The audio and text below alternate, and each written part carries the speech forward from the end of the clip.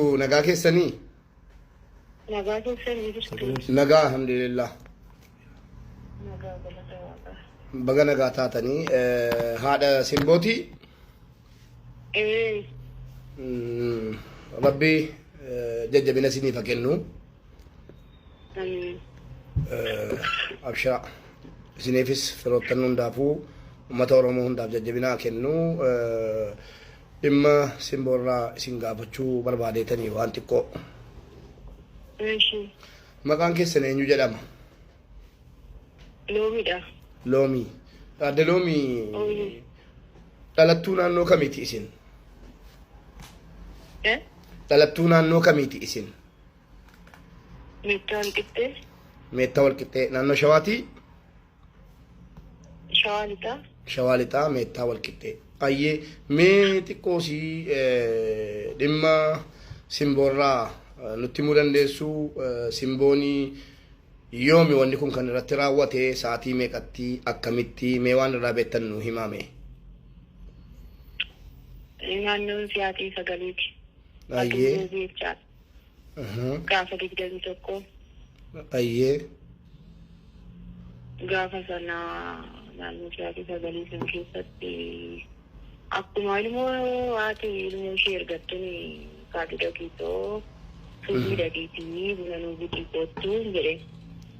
Mana keessaa buna nuu bitii kottuu itti ergitanii? Suuqiin ergee. Tole. Isa suuqii sana gattee buna sana nuu bittee dhuftee buna irratti naqadhee taa'ee buna ashaa ture. Buna sana otoo naashawuutiin kottu dhaqiitii kaardii nuu bitu kottuu abbaa keetiif dawwallaa hin jedhe. Achumarraan qoshi dura dhaqee shintibeetii dhaqee dhufuu hin maamunaan jette. Dhaqishii hin jedhe. Tole. Anaaf amma ka shintibeetii sana dhaqee achirraan deemteesse. Buna sana miicee akaa'ee tumee mucayyoon ijoollee kaardii dhabde moo maal taatee sadattee dheedananii mana walakkaa daandirraa xiqqoo ishii gara hoteelatu jira fuuldura keenya sanii.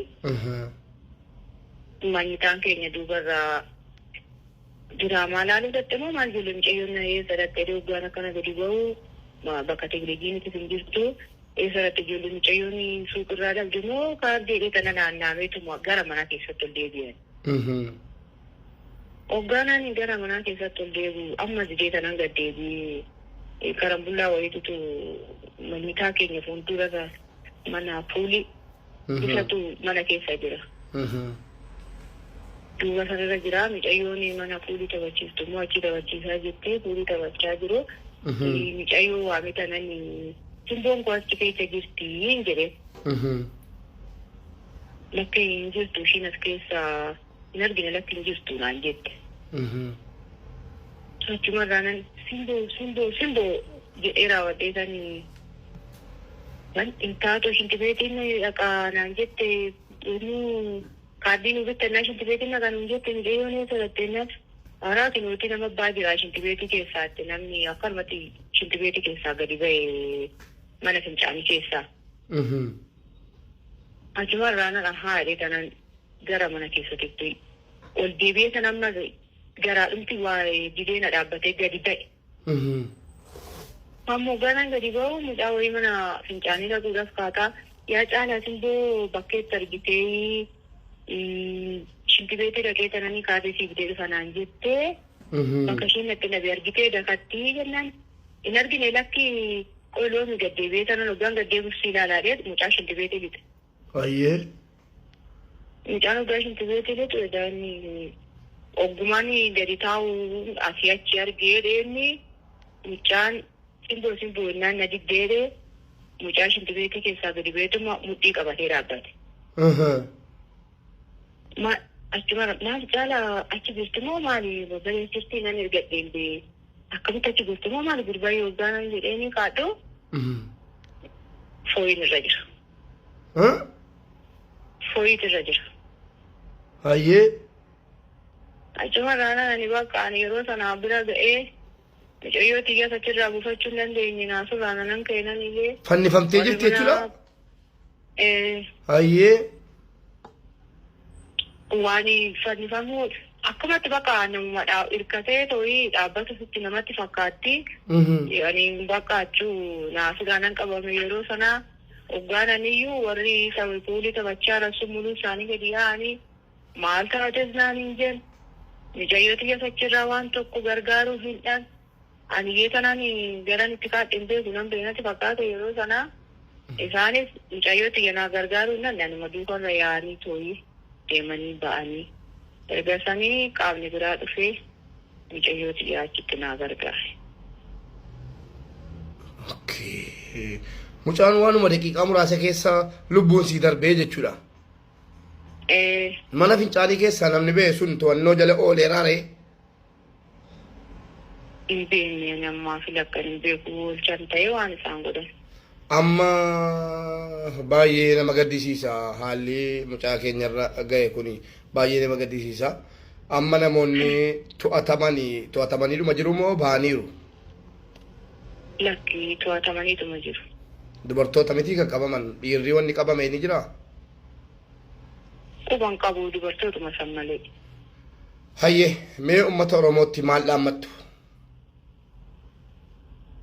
Ani wani nami dhaammadhu mootummaan ogummaa isaatii fi beekumsaa fi aangoo isaaniitiin na gargaaranii dhiiga mucayyoo xiyyaa naa barbaaduudhaa fi qaama kana mucayyoo xiyyaa tanarratti wallaallee ola deemtuu tanarratti ginjima tanarratti kana magaalaa geggeesse kana amma dandeettii isaanii biyya keessas kan jiran alas kan jiran namni hundinuu gumaa mucayyoo xiyyaa akkanaa barbaadanii hankanaan alaa wanni hin jedhus wanni dhaabus maaltu jira kunii sammuun keenya biizii nu ta'e waan tokko iyyuu dubbachuu hin danda'anii beekatooyi waan nama isaan gargaaree akkana gargaaran kanuma dhaama wanna biraa uuman qabuun. Galatoomaa ulfaadhaa jajjabina isiniif kennu isiniifis maatii hundaaf jajjabina isiniif kennu simboonii hangafa turte immoo simboo malee ijoollee daa'ima kan biraa qabdu? Lakki shanaffaadha. Simboo shanaffaadha jechuudha. Umuriin sii waggaa 8 jedha gariini. Umuriin sii meeqa? Waggaa 2006 dhalatte. Hayyee. 2007. Egaa jajjabina isiniif kennu maatii hundaafuu isiniifis jajjabina kennu deddeebinee isin hordofnaa waan jiru galatoomaa ulfaadhaa jajjabaadhaa isinii waliin jirra ummanni Oromoo guutuunis ummanni miidiyaarra jiru sagalee isinii ta'u jira ammas sagalee isinii taanaa galatoomaa ulfaadhaa.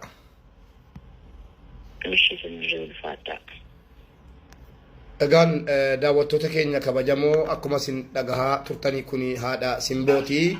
Hundi keenya iyyuu bakka jirru haadha Simbootiif sagalee ta'uu maatii fi firoottansiitii jajjabina hawwina hundumti keessan iyyuu viidiyoo kana do it share copy link repost gochuudhaan akka mucaa kanaaf ilmoo keenya kanaaf Simboodhaaf sagalee taanu isiniin jedha hunduma keessan rabbiif jecha isin jaalladha yeroo gaarii naa qabaadha galatooma.